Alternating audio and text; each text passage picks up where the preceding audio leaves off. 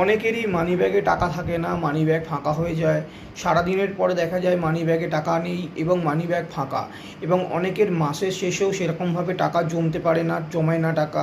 আজকে আমি একটি টোটকা বলবো। এই টোটকাটি যদি আপনারা পালন করেন, আপনাদের কিন্তু মানিব্যাগ থেকে লক্ষ্মী কখনো বেরোবে না, মানিব্যাগ কিন্তু সবসময় পূর্ণ থাকবে। এই টোটকাটি কিন্তু আপনারা যদি পালন করেন তাহলে কিন্তু অনেকাংশে আপনারা উপকার পাবেন। টোটকাটি খুব ছোট্ট একটি টোটকা। যদি এটা আপনারা পালন করেন তাহলে দেখবেন আপনারা দিনের শেষে বা আপনাদের মাসের শেষে কিন্তু মানিব্যাগে টাকা থাকছে, মানিব্যাগ কিন্তু একদমই ফাঁকা হবে না। কিছুটা হয়তো খরচা হলেও মানিব্যাগে কিন্তু টাকা আপনাদের থাকবে।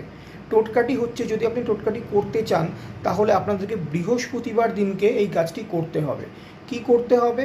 বৃহস্পতিবার দিনকে আপনাদের বাড়িতে যে লক্ষ্মী পুজো হয়, সাপ্তাহিক লক্ষ্মী পুজো, সেই সময় আপনাদেরকে 5টা কড়ি নিতে হবে।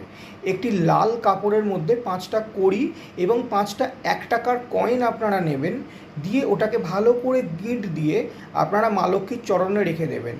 ঠিক পরের সপ্তাহে ওই কড়িগুলোকে পাল্টে দেবেন।